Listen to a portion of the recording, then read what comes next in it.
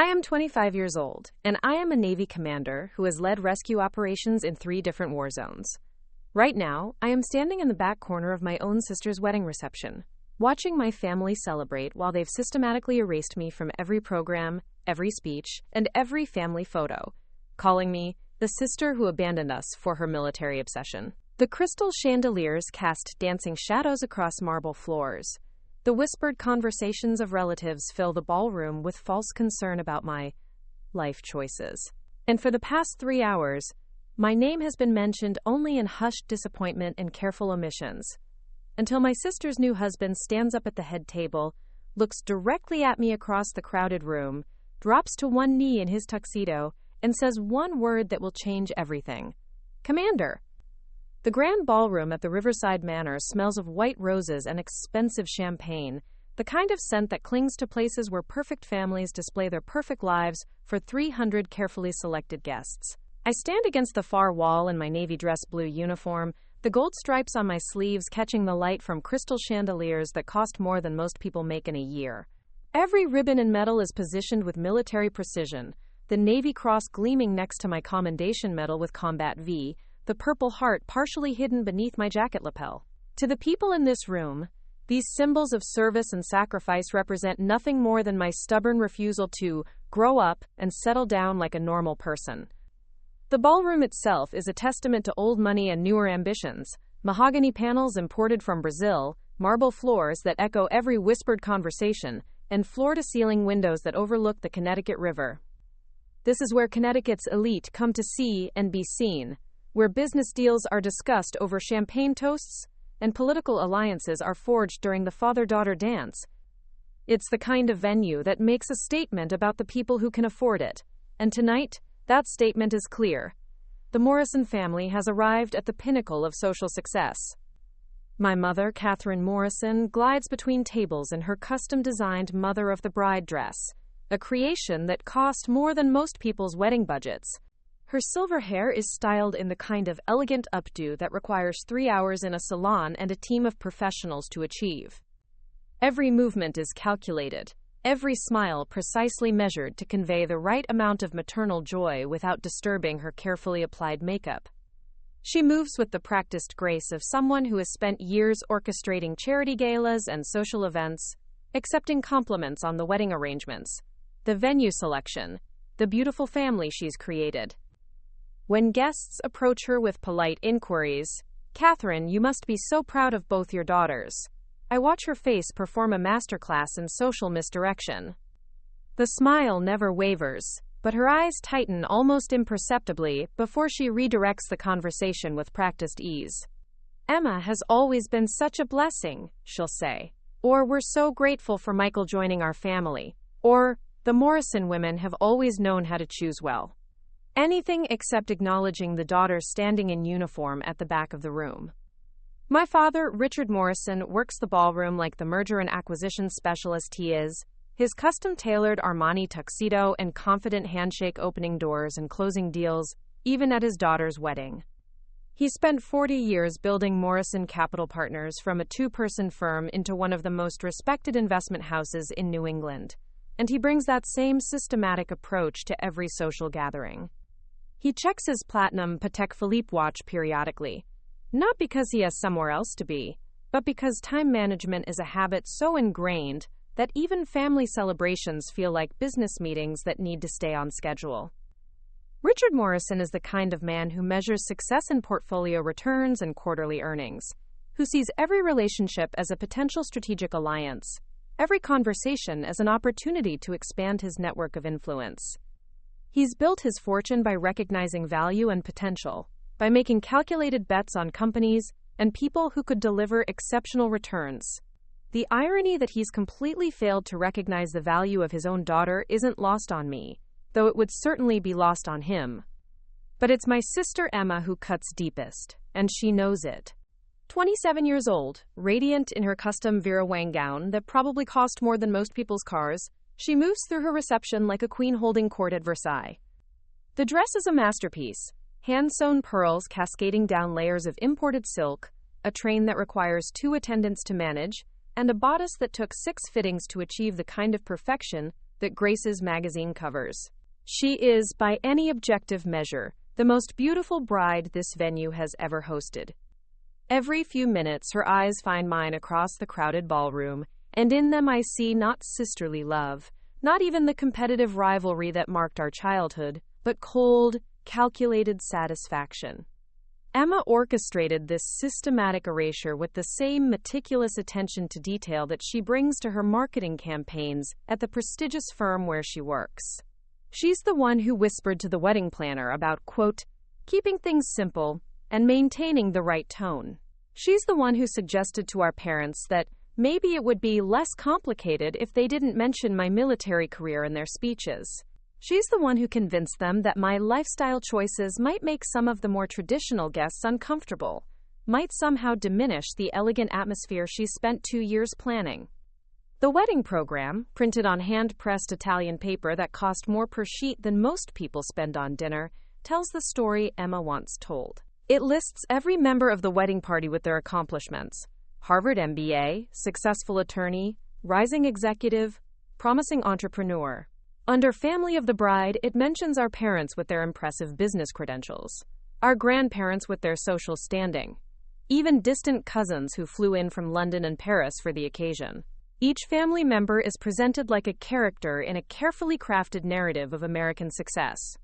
But Commander Rebecca Morrison, who graduated second in her class from the Naval Academy, who has served 4 combat deployments across 3 different conflicts, who has led sailors through some of the most dangerous waters in the world, is nowhere to be found. The daughter who carries the Morrison name into combat zones, who has earned medals for valor under fire, who has commanded naval vessels worth hundreds of millions of dollars, has been edited out of the family story like an embarrassing chapter that doesn't fit the theme. I don't flinch. 5 years of combat operations have taught me how to maintain composure when everything around you is falling apart. I've learned to keep my face neutral while making life or death decisions in hostile waters, while coordinating rescue operations under enemy fire, while carrying the weight of command when failure means sailors don't come home to their families. Standing in a ballroom full of people who would rather pretend I don't exist feels manageable by comparison. The reception flows around me like I'm a piece of expensive furniture, present but unacknowledged, visible but somehow invisible. Aunts and uncles who used to corner me at family gatherings to ask about my naval career now develop sudden interests in the floral arrangements whenever I'm nearby. Cousins who once proudly told their college friends about their badass military sister now cluster together near the open bar, laughing at jokes I'm not invited to hear. Even family friends who watched me grow up, who cheered when I got accepted to the Naval Academy, who sent congratulatory cards when I made commander, seem to have developed a collective case of amnesia about my existence. The guest list reads like a who's who of New England society and business. There's the CEO of Hartford Financial Services, chatting with the mayor about municipal bond offerings. The owner of the largest construction company in Connecticut is discussing real estate opportunities with a federal judge. Senators and congressmen mingle with hedge fund managers and tech entrepreneurs. These are people who move markets, who influence policy, who shape the economic future of the region. And not one of them knows that the woman in the Navy uniform standing against the back wall has spent the last 5 years serving their country in some of the most dangerous places on Earth. But I wear my uniform anyway because some things matter more than social acceptance. Some things matter more than wedding programs and family photo arrangements. Some things matter more than the approval of people who measure worth in stock portfolios and social media followers, rather than service records and lives saved. The dress blue uniform I'm wearing isn't just clothing, it's a symbol of everything I've chosen to become. The gold stripes on my sleeves represent years of training and leadership development. The ribbons on my chest tell the story of deployments to the Persian Gulf, the South China Sea, the Mediterranean during the height of regional tensions. The Navy Cross, the service's second highest decoration for valor, was awarded after I led a rescue operation that saved 17 merchant sailors from a burning cargo ship in hostile waters. The Purple Heart, partially hidden beneath my jacket, represents shrapnel wounds I sustained during a rocket attack on our forward operating base in the Horn of Africa. Each medal has a story. Each ribbon represents months or years of service in conditions that would break most people. But in this ballroom full of Connecticut's elite, they might as well be costume jewelry for all the recognition they receive. The evening's formal program begins with military precision, orchestrated by a wedding planner who charges more for a single event than most people make in a year. My father approaches the microphone that's been set up near the head table, his voice carrying across the ballroom with the practiced authority of someone accustomed to addressing boardrooms full of wealthy investors. He welcomes the distinguished guests, thanks them for traveling to celebrate Emma's special day, and launches into a speech that's been carefully crafted to hit all the right notes. He praises Emma for making all the right choices, and quoting the kind of life that makes a family proud. He talks about her academic achievements at Yale, her successful career at Morrison & Associates Marketing, her sensible choice in a husband who shares the family's traditional values and understands what it means to be part of the Morrison legacy. He speaks about watching her grow from a precocious child into an accomplished woman who represents everything we hope for in the next generation of Morrisons. The speech is eloquent, heartfelt, and completely ignores the fact that he has 2 daughters. Richard Morrison, who built his fortune by recognizing potential and calculating risk, has somehow managed to overlook the daughter who has risen to the rank of commander in the U.S. Navy by age 25. The man who can assess a company's worth with a glance at their financial statements has been blind to the value of the child who has dedicated her adult life to serving something larger than personal profit. My mother follows with her own carefully prepared remarks, dabbing at tears that have been strategically applied to avoid disturbing her makeup. She talks about watching Emma grow into the woman we always knew she could become, about her dedication to family values, and her ability to balance a successful career with the kind of personal life that brings joy to everyone around her. She mentions Emma's charitable work with the local hospital fundraising committee, her volunteer efforts with the Connecticut Symphony Guild, her natural leadership in organizing social events that bring the community together. Catherine Morrison speaks about family legacy, about carrying on the Morrison name with pride, about raising children who understand what really matters in life. She talks about Emma's future, about the grandchildren she hopes to spoil, about continuing the family tradition of success and social responsibility. Still no mention of the daughter who carries the Morrison name into combat zones, who leads sailors who trust her with their lives, who has dedicated her adult life to serving something larger than social standing and charitable galas. The irony isn't lost on me that she's talking about leadership and service while completely ignoring the daughter who has commanded naval vessels and led humanitarian missions in some of the world's most dangerous regions. But then again, charity galas and hospital fundraisers are the kind of service that fits comfortably within the social circles of Connecticut's elite. Military service in distant conflict zones is messier, more complicated, harder to explain at cocktail parties. Emma's new husband, Michael Chen, takes the microphone next, and I find myself studying him with the analytical eye I've developed through years of assessing personnel and situations. He's handsome in the way that architects often are, clean lines, careful attention to detail, everything precisely positioned. His success is evident in the quality of his custom tuxedo, the confidence of his posture, the easy way he addresses a room full of people who could make or break careers with a single conversation. Michael talks about finding his place in this incredible family and promises to, quote, uphold the Morrison values of integrity, loyalty, and putting family first. He speaks about Emma's kindness, her intelligence, her commitment to making the world a better place through her work and her personal relationships.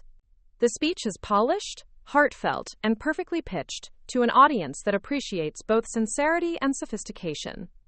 The irony isn't lost on me. He's talking about loyalty and family values while I stand in the back of the room, excluded from the very family he's pledging to join. But there's something in his delivery, something in the careful way he emphasizes certain words, that makes me wonder if he knows more about the situation than he's letting on. The speeches continue, each one a carefully crafted celebration of conventional success, traditional choices, and the kind of life path that leads to suburban mansions and regular appearances in the society pages. Toast after toast honors Emma's choices, Michael's career, their bright future together, in a world of country clubs and charity benefits. The Morrison family is painted as a portrait of American achievement, successful, stable, socially prominent, and completely united in their vision of what constitutes a life well lived. Except that one of us is standing in the corner, wearing the uniform of the United States Navy, representing values and achievements that apparently don't fit the family narrative they've chosen to celebrate tonight. As the evening progresses, I find myself thinking about the phone call I received 8 weeks ago, the conversation that set this entire situation in motion. Emma had called me during my off-duty hours aboard the USS Constellation, reaching me while we were conducting joint exercises with Allied navies in the South China Sea. The time difference meant it was early morning for her, late evening for me, and the poor satellite connection made conversation difficult. "Rebecca," she had said, her voice carrying that tone I remembered from childhood, sweet on the surface, steel underneath. "I wanted to talk to you about the wedding before we send out the final invitations."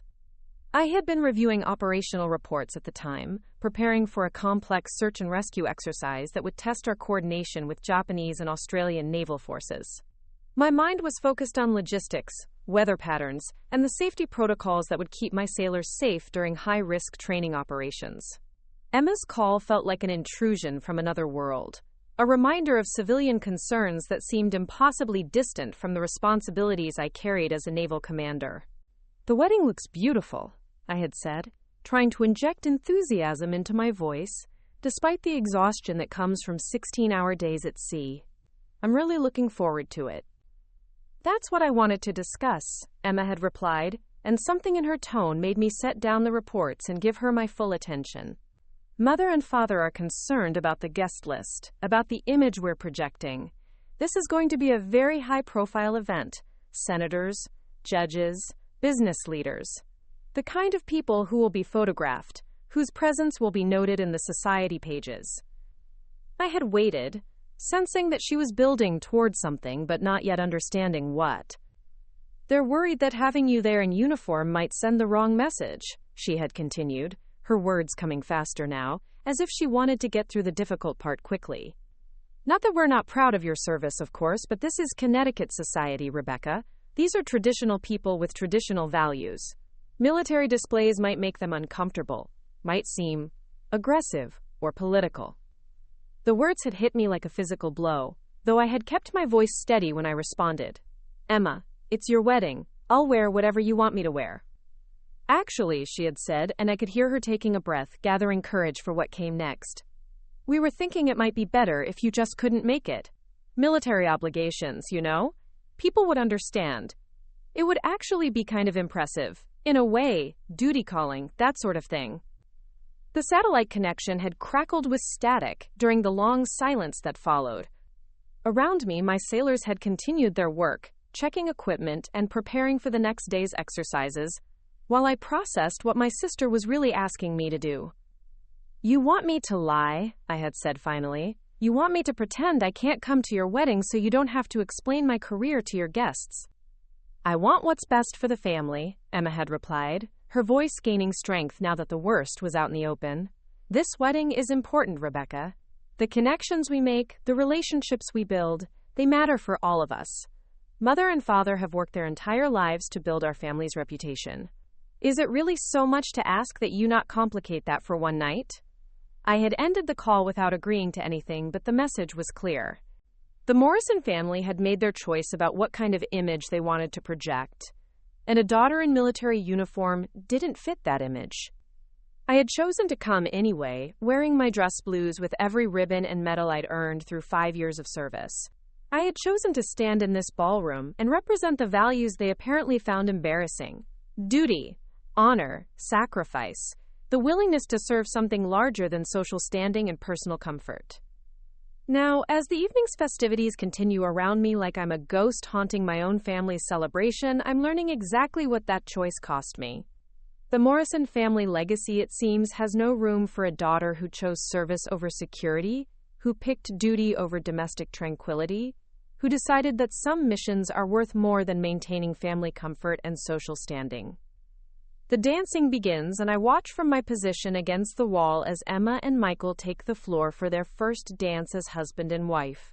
The band, a full orchestra, because nothing less would do for a Morrison wedding, plays "The Way You Look Tonight," and the newlyweds move together with the grace of people who have taken months of professional dance lessons. The photographer captures every angle, the videographer records every moment, and the 300 guests watch with the kind of appreciation that comes from seeing perfection executed flawlessly. But there's something else happening, something I can sense even from across the crowded ballroom. Michael's eyes keep finding me during the dance, quick glances that seem calculated rather than casual.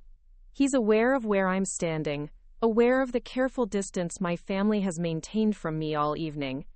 And unless I'm very much mistaken, he knows exactly why. As the song ends and other couples join them on the dance floor, I see Michael lean down to whisper something in Emma's ear. Whatever he says makes her face change, just for a moment, a flash of something that might be alarm or anger or fear. She shakes her head quickly, smiles, and they continue dancing, but the moment doesn't escape my notice. Michael Chen, it seems, has his own agenda for this evening. And as I watch him navigate the social complexities of his new family, with the same precision he probably brings to architectural design, I begin to suspect that my sister's perfect wedding is about to become something she never planned for. Something is about to happen that will change everything my family thinks they know about success, about achievement, about honor, and about what it really means to make a family proud. And Michael Chan is about to teach them a lesson about respect that they never saw coming. The grandfather clock in the corner of the ballroom chimes 11 times, its deep bronze tones cutting through the orchestra's rendition of Moon River, like a countdown to something inevitable. The sound reverberates off the vaulted ceiling, past the hand-painted murals depicting scenes of American maritime history, ironically appropriate, given that the woman they've chosen to ignore has spent her adult life serving in those very waters. The clock was imported from a Swiss monastery, the wedding planner had mentioned during the rehearsal dinner, as if the provenance of timepieces somehow elevated the evening's significance. I watched the minute hand move with military precision, marking time in a room where 300 of Connecticut's most influential people continue their elaborate dance of social positioning and networking. The air grows thicker as the evening progresses, heavy with the scent of gardenias from the centerpieces, the subtle perfume of wealthy women, and the lingering aroma of the 7-course dinner that cost more per plate than most families spend on groceries in a month. Every detail has been orchestrated to perfection, from the hand-calligraphed place cards to the imported French champagne that flows like water from crystal fountains, positioned at strategic locations throughout the room. The ambient lighting has been carefully designed to flatter, to create the kind of warm, golden atmosphere that makes everyone look like they're starring in their own romantic movie.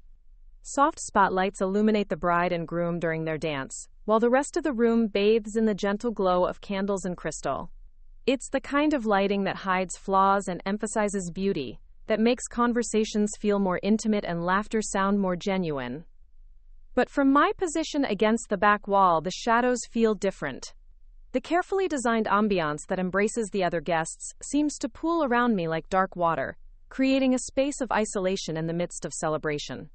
The architectural elements that frame the room, columns topped with gold leaf, arched doorways that lead to smoking terraces and private conversation areas, all seem to point away from where I stand, as if the building itself has been designed to exclude rather than include. The Riverside Manor has hosted presidential dinners, senatorial campaign launches, and merger announcements that reshaped entire industries. Tonight, it's the stage for my family's most elaborate performance yet, the wedding that will cement their position in Connecticut society while simultaneously erasing any trace of the daughter who chose a different kind of service. Through the floor-to-ceiling windows that line the eastern wall, I can see the Connecticut River moving silently in the moonlight, its dark surface reflecting the lights from the bridges that span its width. The sight reminds me of the waters I've sailed, the Persian Gulf under a combat moon, the South China Sea during typhoon season, the Mediterranean, when regional tensions made every transit a potential crisis. Those waters held real danger, real purpose, real meaning, beyond social positioning and networking opportunities. The contrast isn't lost on me.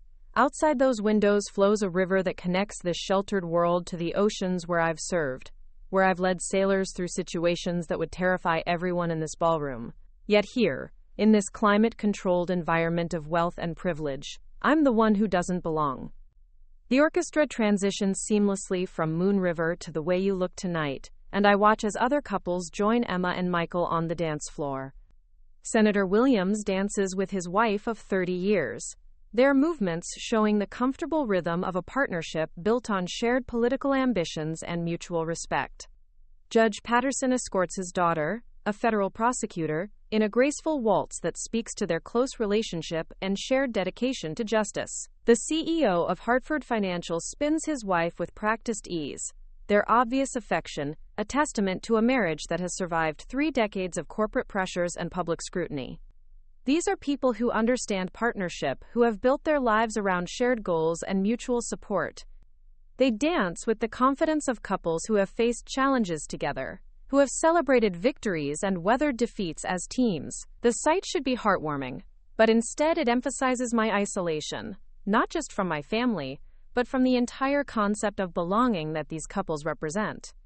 My mother moves through the clusters of guests with the skill of a diplomat, her presence somehow both gracious and commanding. She stops at each table, sharing a word with the mayor's wife about the upcoming charity auction, discussing hospital board matters with the chief of surgery, accepting compliments on the wedding arrangements with the perfect balance of pride and modesty. Catherine Morrison has spent 20 years perfecting this performance, learning to navigate the complex social hierarchies that govern Connecticut's elite, with the precision of a naval officer plotting a course through treacherous waters. The irony that she's mastered skills remarkably similar to military leadership, strategic thinking, personnel management, crisis navigation, while simultaneously dismissing her daughter's actual military leadership, isn't lost on me. In her world, the ability to organize a charity gala that raises $2 million for children's cancer research is more valuable than the ability to coordinate humanitarian aid operations in disaster zones. The skills are remarkably similar, only the stakes and the recognition differ. I watch her pause at the table where Michael's parents sit with several other couples, all of them successful professionals, who represent the kind of stable, traditional success that Connecticut society celebrates. Dr. James Chen, Michael's father, is a renowned cardiac surgeon whose innovations have saved thousands of lives. His wife, Linda Chen, serves as the chief financial officer for a major pharmaceutical company whose diabetes research has revolutionized treatment for millions of patients worldwide. They are, by any measure, people who have dedicated their lives to service, healing, innovation, improving human welfare on a massive scale. Yet somehow their achievements, which directly improve and save lives, are seen as more socially acceptable than military service that protects the very freedom that allows their medical and pharmaceutical work to flourish. The distinction seems arbitrary, based more on comfort and familiarity than on actual impact or importance. My father continues his systematic networking, moving from group to group with the focused intensity he brings to board meetings and investment decisions. I watch him engage with the lieutenant governor about municipal bond opportunities, discuss market trends with a hedge fund manager whose portfolio includes several defense contractors, and share golf stories with a federal judge whose court regularly handles maritime law cases.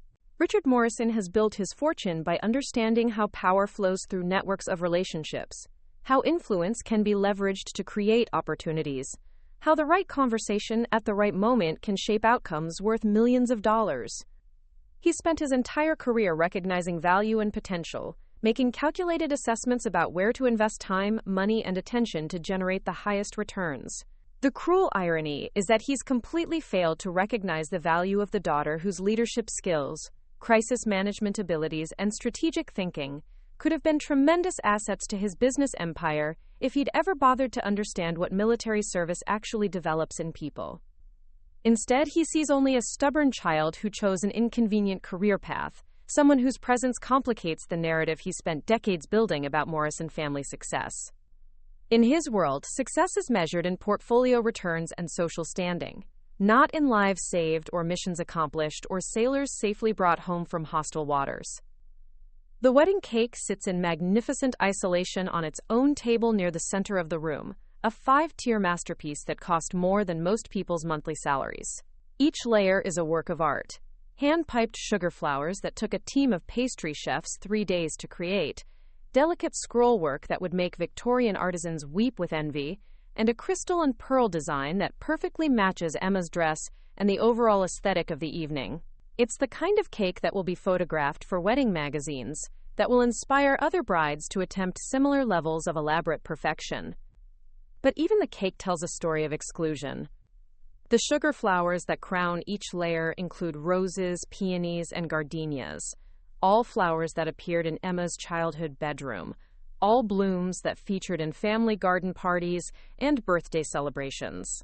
Missing are the simple white flowers that graced my Naval Academy graduation, the wildflowers I sent from my various deployments, any acknowledgement that 2 daughters grew up in the Morrison household. The top of the cake features a custom crystal sculpture of the bride and groom, their figures perfectly proportioned and detailed, down to the tiny replica of Emma's engagement ring. It's a beautiful representation of their union, but it sits alone. No parents, no family members, no acknowledgement that this marriage joins not just 2 people, but 2 families with their own histories and traditions. Everything about this wedding has been designed to tell a specific story about the Morrison family, and that story has been carefully edited to remove any chapters that don't fit the desired narrative. I am not just excluded from the celebrations. I have been systematically erased from the family history as if I never existed. The band takes a brief break, and recorded music fills the temporary silence, classic standards that speak to the sophisticated tastes of the assembled guests. Frank Sinatra's voice echoes through the ballroom as he sings "Fly Me to the Moon," and I find myself thinking about the irony of the song choice. I've traveled farther from home than most of these people could imagine, served in places where the moon looked different, where the stars guided navigation through waters marked by conflict and crisis. Yet here, surrounded by people who see the world primarily through the lens of Connecticut society and American business interests, I'm the one who's considered provincial, narrow-minded, someone who has chosen a limited life rather than embracing the broader opportunities that wealth and social position can provide. During the musical interlude, I noticed the subtle choreography of social interaction that governs events like this. Conversations happen in carefully managed intervals, long enough to be meaningful, short enough to allow circulation and multiple connections. Business cards are exchanged with the discretion of state secrets. Phone numbers are shared only after careful evaluation of potential mutual benefit. Every handshake, every air kiss, every casual comment about weekend plans or upcoming vacations serves multiple purposes in the complex ecosystem of influence and opportunity that these people inhabit. I've learned similar skills in the military: how to read a room, how to assess personalities and motivations quickly, how to build alliances and manage complex relationships under pressure. The difference is that in military settings, these skills serve larger purposes: mission success, sailor safety, national security objectives that transcend personal gain. Here, the same skills seem focused primarily on personal advancement, social positioning, and the accumulation of wealth and influence for its own sake. The recording shifts to Ella Fitzgerald singing "Someone to Watch Over Me," and the irony cuts deep.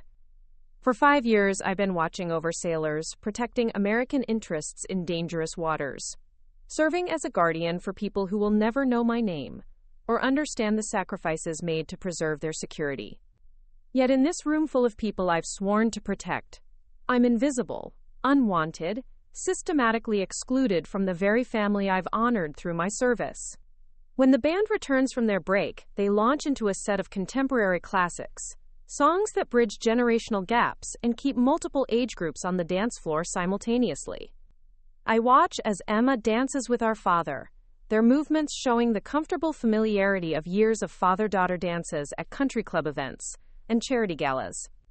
Richard Morrison beams with pride as he escorts his older daughter through a waltz, their synchronized steps evidence of professional dance lessons and countless hours of practice. The sight should warm my heart, a father celebrating his daughter's happiness, sharing a moment of connection that will be treasured for years to come. Instead, it emphasizes everything I've lost by choosing a different path. There will be no father-daughter dance for me. No moment of shared celebration where Richard Morrison publicly demonstrates his pride in my achievements. In his world, there is room for only one daughter, only one narrative of success, only one acceptable way to bring honor to the Morrison name. Emma's smile is radiant as she dances with our father, her face glowing with the satisfaction of someone whose life has unfolded exactly according to plan. She planned to be successful in a socially acceptable career. Check. She planned to marry someone who would enhance rather than complicate the family's social standing. Check. She planned to have a wedding that would be remembered as one of the most elegant social events of the season. Check. Every goal achieved, every box ticked, every expectation not just met, but exceeded. The contrast with my own life couldn't be starker. My achievements exist in a world my family doesn't understand, among people they'll never meet, in service of values they find inconvenient to acknowledge. The medals on my uniform represent moments of crisis and decision that occurred thousands of miles from Connecticut society, in contexts where social standing and family wealth were irrelevant, where only competence and character mattered. As the father-daughter dance ends, I see Michael waiting at the edge of the dance floor, his expression focused and intense in a way that seems at odds with the celebratory atmosphere. When Emma returns to his arms, he pulls her close and whispers something in her ear that makes her face change. A flash of what might be concern, or surprise, or something approaching alarm. Whatever he said, Emma's response is immediate and emphatic. She shakes her head quickly, says something back that I can't hear but can read in her body language. A clear no, accompanied by the kind of tension that suggests they're discussing something far more serious than the evening's remaining schedule or their honeymoon plans. Michael nods, but his expression doesn't change. If anything, he looks more determined, like someone who has made a decision and intends to follow through regardless of opposition. He continues dancing with Emma, but his eyes scan the room methodically, taking inventory of the guests, the atmosphere, the timing of whatever he's planning. The realization hits me like a physical blow. Michael Chen knows. Somehow, some way, Emma's new husband knows about my military service, knows about the systematic exclusion, knows about the careful editing that has removed me from the family narrative. More than that, he disapproves, strongly enough to risk causing a scene at his own wedding reception. I study his face as he dances with my sister, noting the subtle signs of tension that most people would miss, but that I've learned to recognize through years of reading personnel under stress. His jaw is tight, his shoulders carry a tension that suggests controlled anger, and his eyes keep returning to my position against the back wall with a frequency that can't be coincidental. Whatever Michael Chen is planning, it's going to happen soon, and based on Emma's reaction to his whispered comment, she knows it and is trying to prevent it. The band finishes their current song and begins the opening notes of At Last, and I watch as other couples join the bride and groom on the dance floor. The governor dances with his wife, their movements showing the comfortable ease of a partnership that has survived decades of political campaigns and public scrutiny. Several business leaders escort their spouses in gentle circles around the polished floor, their conversations a mix of personal affection and strategic planning for upcoming social obligations. But my attention remains focused on Michael and Emma, on the subtle drama playing out between them as they move through the traditional motions of their reception. Emma is trying to maintain the perfect bride facade while clearly concerned about whatever her new husband has planned. Michael is being patient but persistent, like someone who understands the importance of timing but won't be dissuaded from his ultimate objective. The atmospheric tension in the room shifts subtly, the way it does before a storm when the air pressure changes and animals sense something approaching before humans can detect it. Most of the guests continue their conversations and dancing, oblivious to the undercurrents of conflict, but I can feel something building, some convergence of forces that will transform this elegant social gathering into something none of them expected.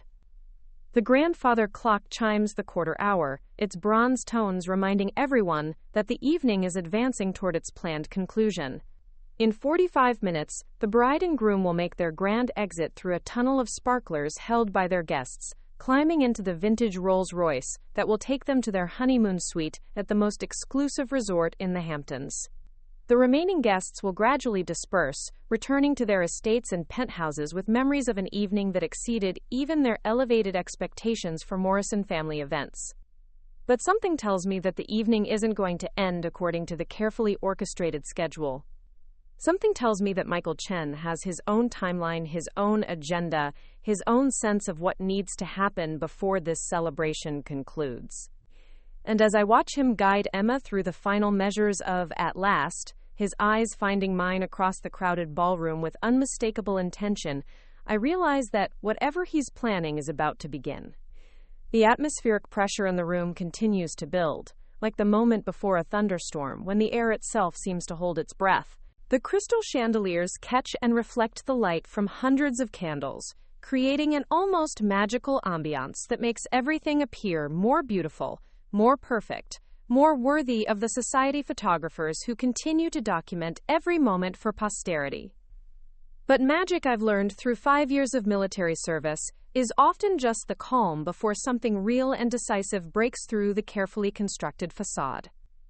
And Michael Chen is about to shatter the elegant illusion that has defined this evening, this family, and this systematic erasure of everything I represent. The only question is whether my family is prepared for the reality that's about to replace their perfect performance. The orchestra reaches the crescendo of "At Last," and in that moment of musical climax, Michael Chen stops dancing and looks directly at me across the ballroom. His expression is resolute, determined, and unmistakably respectful, in a way that no one in my family has looked at me all evening.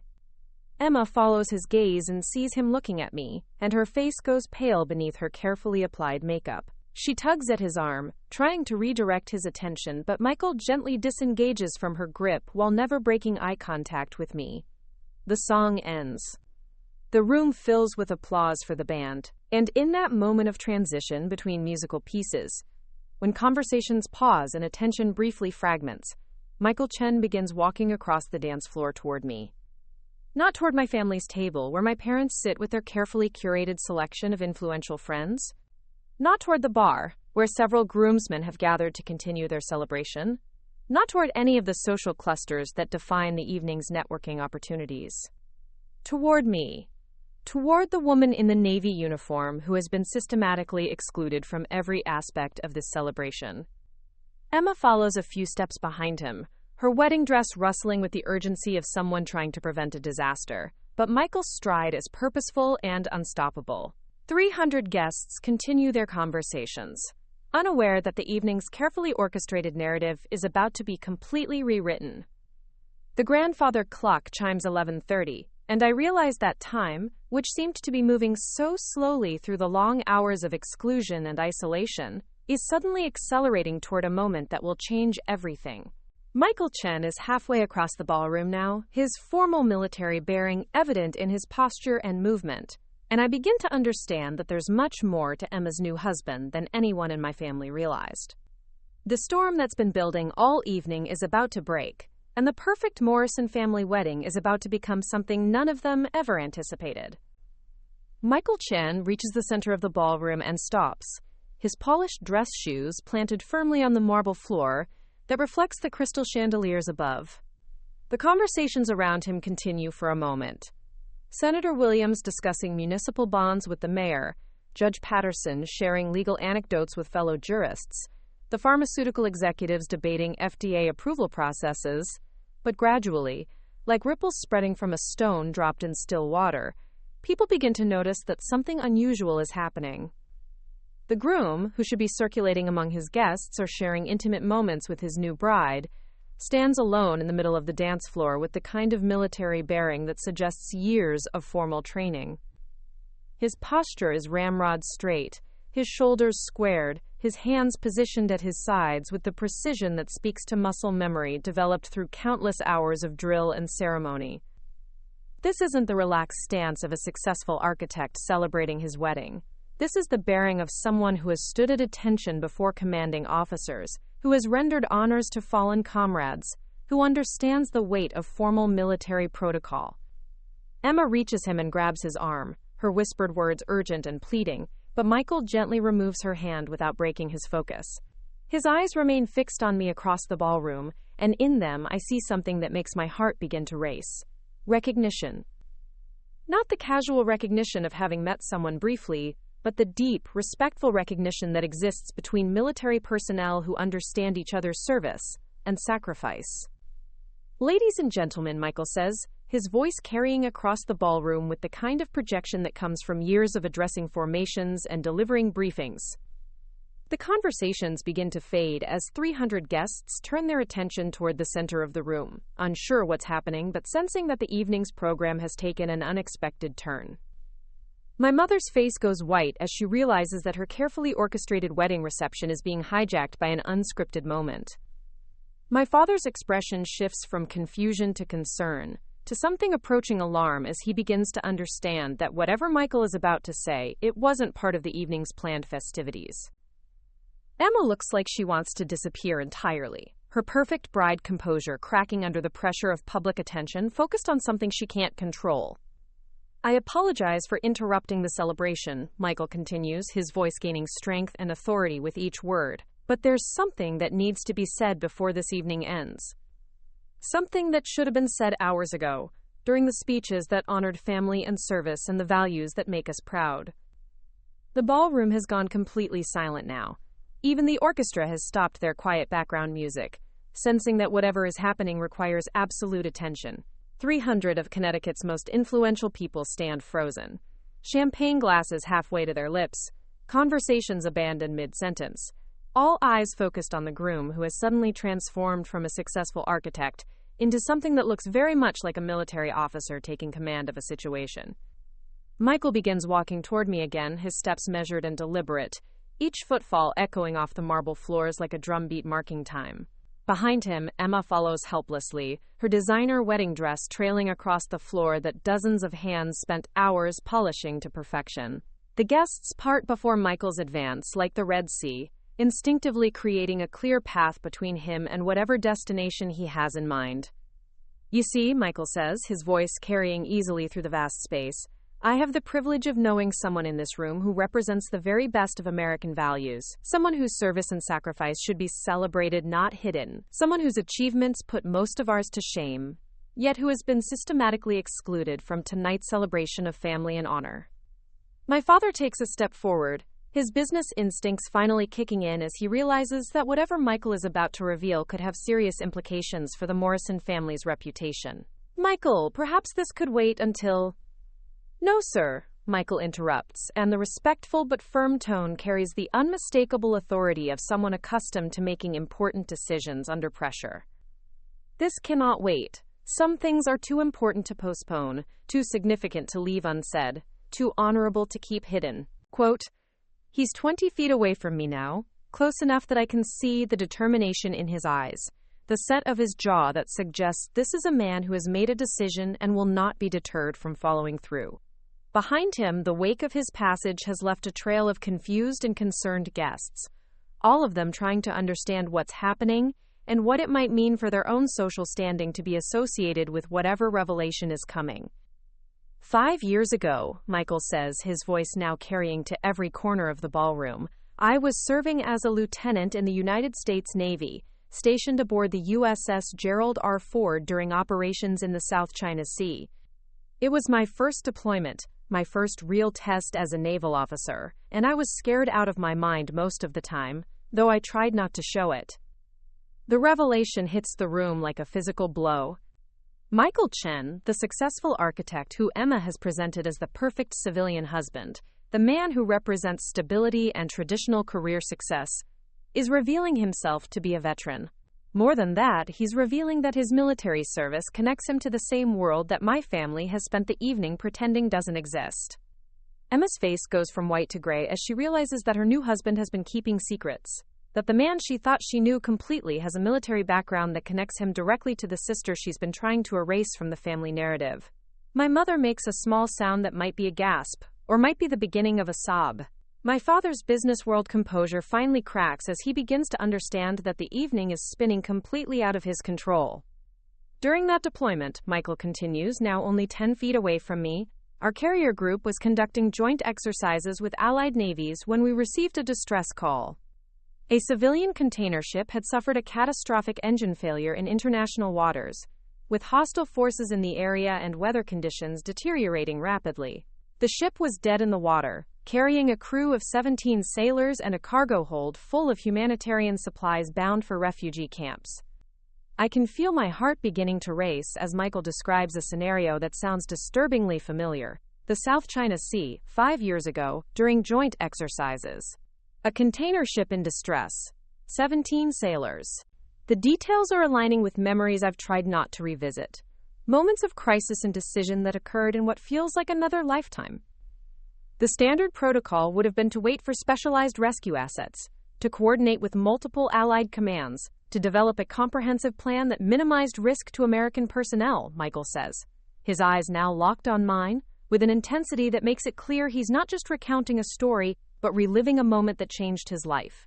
But the weather was getting worse, the hostile forces were getting closer, and those 17 sailors were running out of time. The ballroom remains frozen in absolute silence, 300 people hanging on every word as Michael describes a military operation that none of them could have imagined happening in their carefully controlled civilian world. The contrast is stark. Here, in this climate-controlled environment of wealth and privilege, they're learning about life and death decisions made in hostile waters by people they've never bothered to understand or appreciate. That's when she appeared, Michael says, and his voice takes on a quality of reverence that cuts through the silence like a blade. Commander Rebecca Morrison, leading a task force of 3 ships and 72 sailors, executing the kind of rescue operation that they teach about at the Naval War College, but that most officers never actually have to perform under real combat conditions. The use of my rank, spoken with perfect military protocol and unmistakable respect, echoes through the ballroom like a thunderclap. Commander Rebecca Morrison. Not the family disappointment. Not the stubborn daughter who chose the wrong career. Not the embarrassing relative who needed to be hidden from polite society. Commander Rebecca Morrison, United States Navy, leader of sailors, executor of complex military operations, someone whose achievements warrant respect from fellow military personnel. For 6 hours, Michael continues, moving closer with each word, I watched Commander Morrison coordinate one of the most complex rescue operations I've ever witnessed. She positioned her ships to provide protection from hostile forces, while simultaneously creating a safe corridor for the evacuation. She managed helicopter operations in deteriorating weather conditions that would have grounded most pilots. She directed damage control efforts on a ship that was literally falling apart, while under the constant threat of enemy attack. Behind Michael, I can see my family's faces transforming in real time as they process information that completely contradicts everything they thought they knew about my military service. My mother's carefully applied makeup can't hide the pallor that has crept across her face. My father's gold watch has stopped its nervous ticking against the leather chair, as his hands lie motionless in his lap. Emma looks like she's watching her perfect wedding dissolve before her eyes, replaced by a reality she never anticipated and doesn't know how to manage. Commander Morrison saved 17 lives that day, Michael says, and he's close enough now that he's speaking directly to me while still projecting his voice to address the entire room. But more than that, she saved my life, because I was on that container ship. The revelation hits like a bomb detonating in the center of the ballroom. Michael Chen, Emma's new husband, the successful architect who represents everything the Morrison family values about civilian achievement, owes his life to the daughter they've spent the evening systematically excluding from their celebration.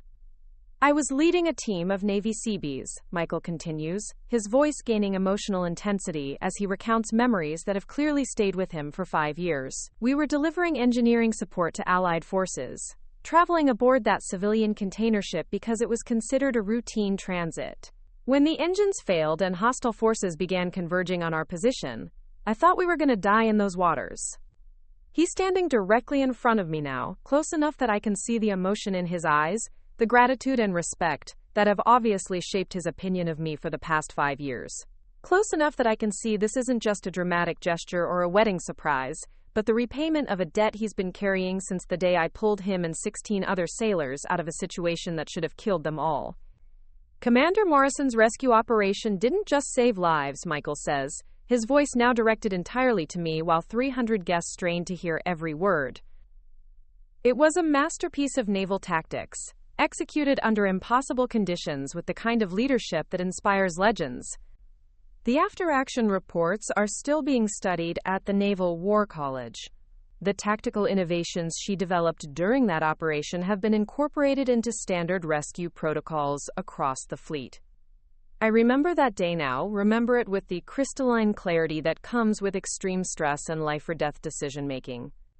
The deteriorating weather conditions, the approaching hostile forces, the civilian ship that was taking on water faster than we could manage, the 17 sailors who looked to me for salvation, who trusted my judgment and training to get them home alive. The 6 hours of coordinated chaos that required every piece of training, every leadership skill, every tactical innovation I could bring to bear on an impossible situation. But I also remember the modesty that military training instills, the understanding that you don't serve for recognition or glory, that you do your job because it's your job and other people's lives depend on your competence. I never talked about that rescue operation because that's not what you do.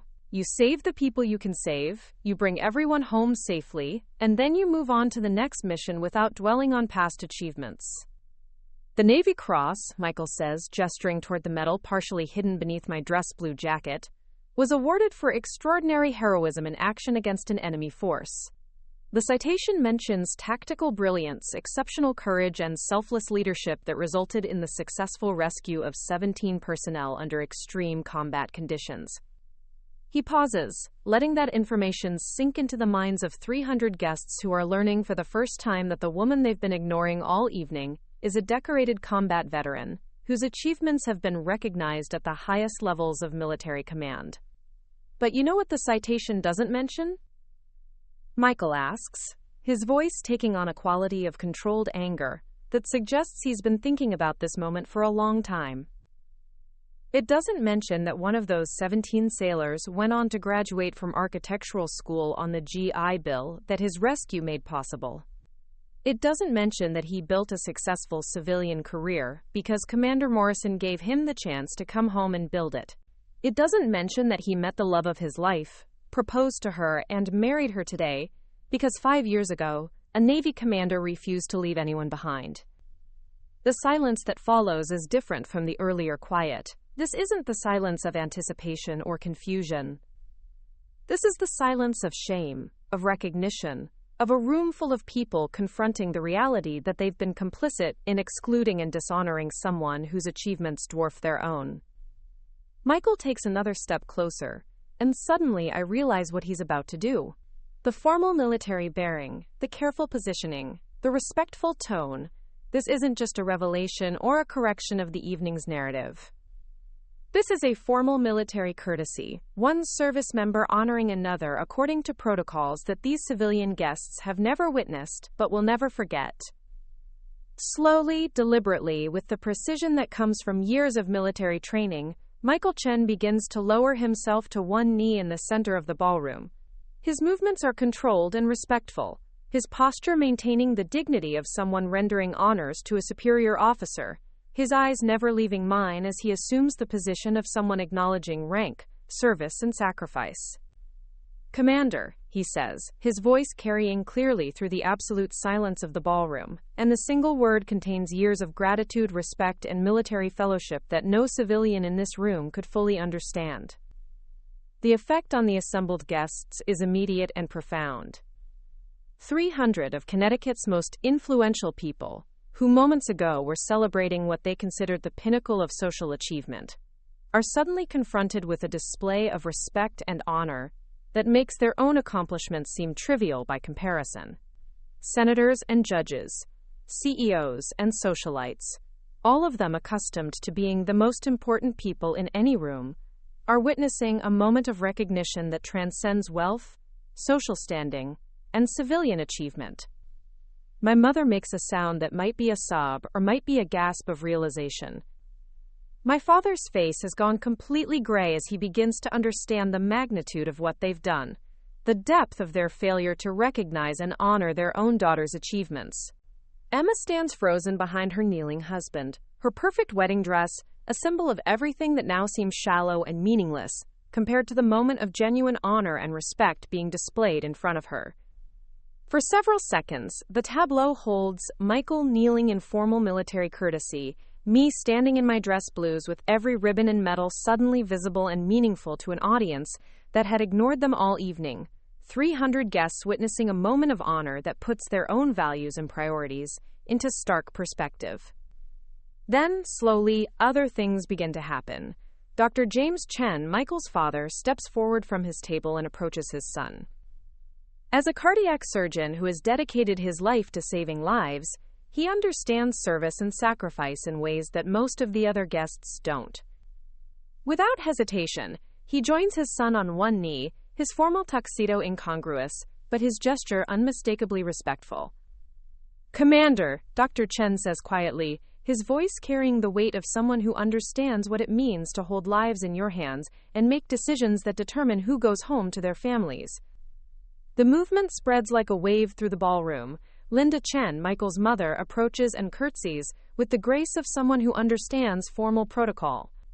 Several other guests, veterans of various conflicts, family members of military personnel, people who have served in government positions that required security clearances and exposure to classified military operations, begin to move forward and render their own versions of respect and recognition. Judge Patterson, who has presided over military tribunals and understands the legal frameworks that govern armed conflict, nods formally in my direction. Senator Williams, who serves on the Armed Services Committee and has visited troops in combat zones, removes his evening jacket and stands at attention in a gesture of respect that bridges the gap between civilian and military authority. But it's the sight of my own family that cuts deepest. My mother stands frozen at her table, her hands trembling as she watches strangers show more respect for her daughter than she has shown in 5 years of military service. My father's business world confidence has completely evaporated as he realizes that the most important people in the room, people whose respect and recognition he's spent decades cultivating, are honoring achievements he's been too blind to see or too stubborn to acknowledge. Emma looks like she wants to disappear entirely, her perfect wedding transformed into a public revelation of her family's failures and her own complicity in excluding and dishonoring her sister. The elaborate reception that was supposed to cement the Morrison family's social status has become a moment of moral reckoning that exposes the shallow values and misplaced priorities that have governed their relationships. "Stand up," I say quietly to Michael, my voice carrying the authority of command but tempered with the warmth of genuine appreciation. "All of you, please stand up." Michael rises slowly, his movements still maintaining the formal precision of military protocol, his eyes reflecting a satisfaction that suggests this moment has been years in the making. The other guests who have approached also return to standing positions, but their expressions have changed. They're looking at me not as an inconvenient family member who complicated the evening's social dynamics, but as someone whose service and sacrifice warrant respect and recognition. 5 years ago, I say, my voice carrying clearly through the ballroom as I address the assembled guests for the first time all evening, I was doing my job. I was leading sailors in a mission that required us to risk our own safety to save other people's lives. We succeeded because that's what we trained for, what we swore to do, what the uniform represents. I pause, looking around the room at faces that are seeing me clearly for the first time, understanding finally that the medals and ribbons on my uniform represent real achievements, real sacrifice, real service to something larger than personal comfort or social standing. But tonight, I continue, my voice gaining strength and conviction, I learned something about honor that they don't teach in military academies. I learned that sometimes the greatest courage isn't displayed on battlefields or in rescue operations. Sometimes it's displayed in moments like this, when someone risks their own comfort and social standing to do what's right, to speak truth that needs to be spoken, to honor service that deserves recognition. Quote, I looked directly at Michael, this man who chose to use his own wedding reception as a platform for correcting an injustice, who risked disrupting his own celebration to ensure that someone else's achievements received the recognition they deserved. Thank you, I say to him, the words carrying years of gratitude for something I didn't even know I needed until this moment. Thank you for reminding everyone in this room what honor actually looks like. Michael nods, his expression reflecting the satisfaction of someone who has successfully completed a mission that mattered to him personally. Commander, he says formally, it was my privilege and my honor. The phrase echoes through the ballroom, a reminder that true honor isn't inherited or purchased or achieved through social positioning. It's earned through service, through sacrifice, through the willingness to put other people's welfare before your own comfort and safety. I turn to look at my family, at the people who share my DNA but have spent the evening demonstrating that they don't share my values. My mother's face is streaked with tears that have destroyed her carefully applied makeup. My father looks like a man confronting the biggest mistake of his business career. Emma stands in her designer wedding dress like a symbol of everything that now seems hollow and meaningless. I forgive you, I say to them, my voice carrying across the distance that separates us physically and emotionally. I forgive you for not understanding. I forgive you for being embarrassed by my choices. I forgive you for tonight. Relief begins to spread across their faces. Hope that the damage can be repaired, that relationships can be rebuilt, that the Morrison family can find a way forward from this moment of revelation and reckoning. But forgiveness doesn't mean reconciliation, I continue, and their hope dies as quickly as it appeared. Forgiveness doesn't erase choices or undo consequences. You decided what kind of daughter you wanted, what kind of family you wanted to be, what kind of values you wanted to represent. Tonight was the culmination of years of decisions that prioritized social standing over family loyalty, appearance over substance, comfortable lies over uncomfortable truths. I adjust my uniform one final time, ensuring that every ribbon is perfectly aligned, every button properly fastened, every detail reflecting the military precision that has defined my adult life. I am Commander Rebecca Morrison, United States Navy. I lead sailors who trust me with their lives because I've proven myself worthy of that trust. I serve a country that values my contribution to national security. I have earned my place in military history through actions that will be studied and respected long after all of us are forgotten. I begin walking toward the ballroom's main entrance, my steps echoing off the marble floors with the same precision that marked Michael's earlier approach. The guests part before me automatically, creating a clear path to the exit, their faces reflecting a mixture of respect, admiration, and shame at their own complicity in the evening's systematic exclusion. You wanted to know what the Morrison legacy would be, I say, pausing at the threshold of the ballroom to deliver my final words to the family that has chosen wealth and social standing over honor and service. This is it, not real estate holdings or trust funds or social connections. Service, honor, duty, the willingness to sacrifice personal comfort for something larger than yourself.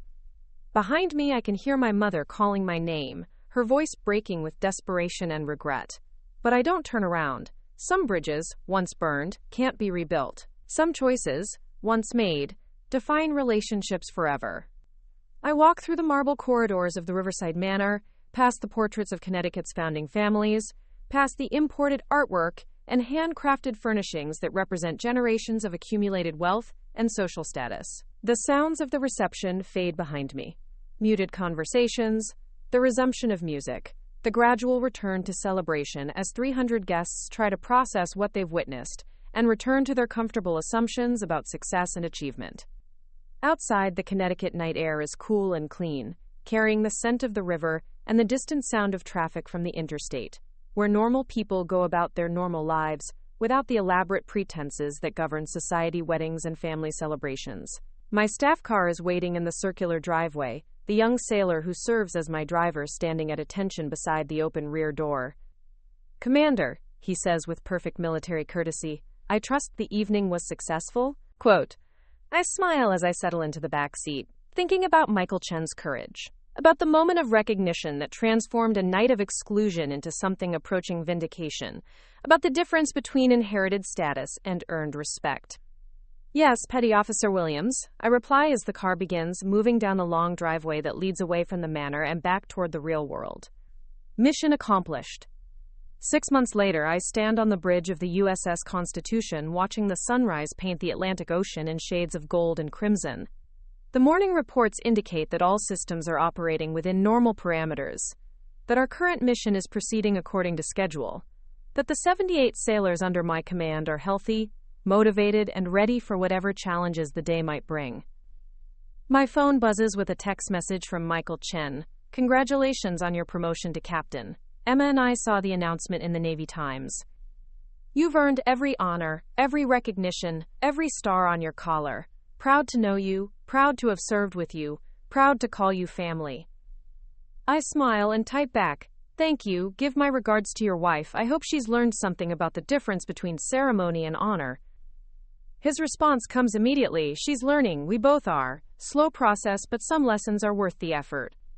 I put the phone away and return my attention to the ocean, to the mission that awaits, to the sailors who depend on my leadership and judgment. The wind carries the salt smell of deep water and the sound of waves against the hull of a ship that has carried American servicemen and women through decades of conflict and peace, triumph and tragedy, missions that mattered, and operations that saved lives. The Morrison family legacy lives on, just not in the way they ever imagined. And as I watch my sailors prepare for another day of service to something larger than themselves, I know that I made the right choice. Not just about the wedding, not just about my family, but about who I wanted to become and what I wanted my life to represent. Some things are worth more than acceptance. Some things are worth more than family approval. Some things are worth everything you have to give. Honor is one of them. And once you truly understand that, you discover that you never needed anything else. Up next, you've got 2 more standout stories right on your screen. If this one hit the mark, you won't want to pass these up. Just click and check them out. And don't forget to subscribe and turn on the notification bell so you don't miss any upload from us.